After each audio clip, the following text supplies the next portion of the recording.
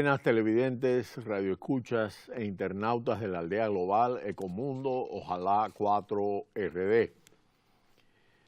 La única figura que emerge en el continente latinoamericano, nueva, con una visión diferente al status quo, aunque con muchas incógnitas en cuanto a su nivel de ejecución, es el candidato López Obrador de Morena, que lleva la delantera próximo a un 50% y que todos los análisis de las encuestas, como hemos analizado en Ecomundo, prácticamente lo sitúan como un virtual ganador, aunque por supuesto las encuestas simple y llanamente reproducen una foto del momento y este tipo de situaciones coyunturales puede cambiar, aunque los análisis que se han hecho son bastante sólidos en cuanto a promedios de 6 o 7 encuestas muy prestigiosas en México y una serie de análisis probabilísticos sumamente sofisticados para poder hacer lo que es el enfoque predictivo sobre la situación de los diferentes bloques que hemos explicado en Ecomundo que se sitúan en torno a López Obrador y a Yanes y a el caso de Med, que es el del candidato del PRI. Y por supuesto, es imposible saber si Andrés Manuel López Obrador, y es la gran incógnita que se hacen las diferentes élites en México y a nivel global, analistas, puede ejecutar un programa de reformas amplio en México y puede constituirse en un abanderado importante de reformas que puedan variar el sistema político en un sentido progresista. Y para muchos analistas todo indica que su inminente triunfo representa el fin de un régimen y el surgimiento de uno nuevo. Más aún, pinta para convertirse en una ruptura histórica para muchos analistas. No solo porque todo indica ganará con más del 50% de los votos y podría tener una mayoría en el Congreso, algo que no ha disfrutado cabalmente ningún mandatario mexicano en 25 años. También y sobre todo porque habrá cambiado radicalmente la estructura de partidos que ahora prevalece.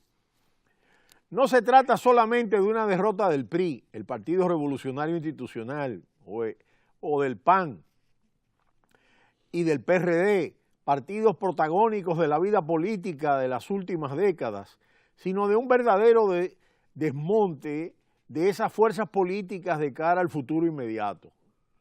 Un resquebrajamiento, por supuesto. El fin del régimen tiene menos que ver con la fuerza o las virtudes de López Obrador que con el agotamiento de la partidocracia que intentó sustituir al régimen presidencialista. Con errores y aciertos, los presidentes mexicanos de antaño y sus equipos poseían una visión de Estado de largo y mediano plazo. Las dirigencias de los partidos políticos, en cambio, convirtieron al Congreso en rehén de prácticas destinadas a mantener posiciones a cualquier costo. Una y otra vez esta táctica sin estrategia de la sobrevivencia inmediata sacrificó cualquier posibilidad de construir estrategias de fondo para atacar los grandes problemas nacionales.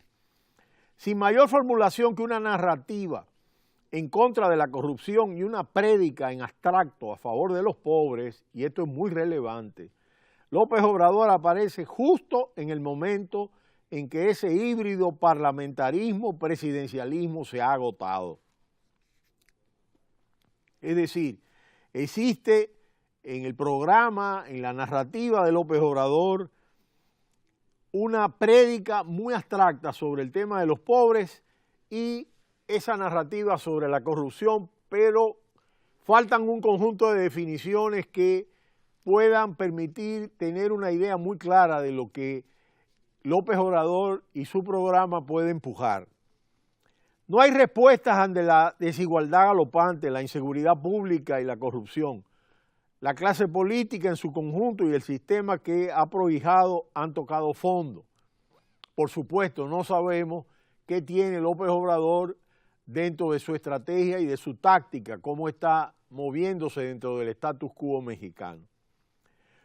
Lo que se verá tras el 1 de julio, el día de las elecciones a 10 días, es la devastación para muchos del PRI y el resquebrajamiento del PRD, por lo menos serían afectados.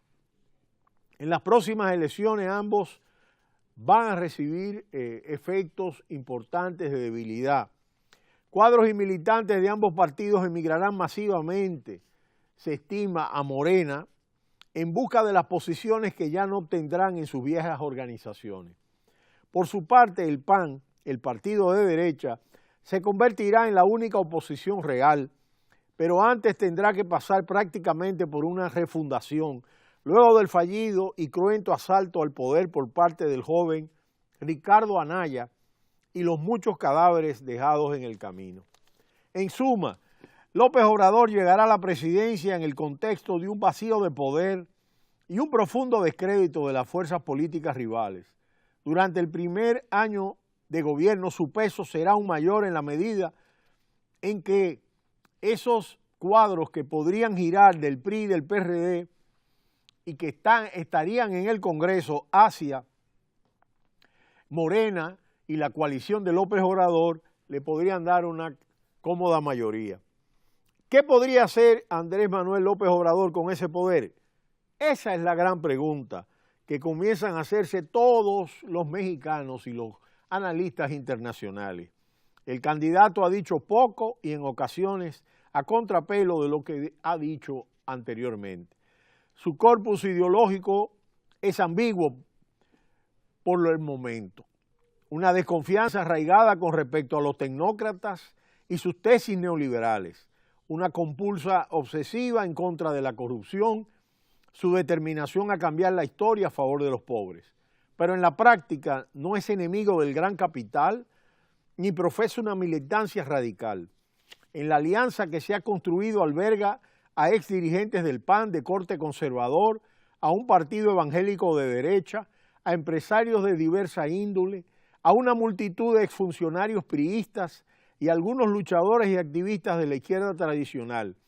Una mezcla variopinta que dice muy poco sobre el régimen que pudiera encabezar. Con todo, hay una constante en su movimiento político. Todos los caminos parten de y conducen a él. La propia indefinición política de Morena, su partido, favorecen a su liderazgo. A falta de lineamientos o posicionamiento doctrinario, todo depende de la voluntad del dirigente.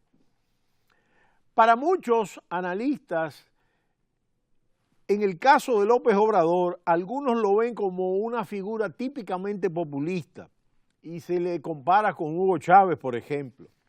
Pero en realidad, López Obrador carece del radicalismo que pudo tener Chávez en su momento. Para algunos analistas, muchos lo ven parecido más bien al peronismo, inspirado en una fuerza que tenga una relación con el movimiento obrero y popular, sobre todo con la base sindical, que es una relación que tiene López Obrador. Su ambigüedad ideológica y su capacidad para flotar encima de las definiciones o para convocar a las fracciones políticas más divergentes y su habilidad para negociar con las estructuras sindicales vigentes hacen recordar a la figura del líder argentino Juan Domingo Perón.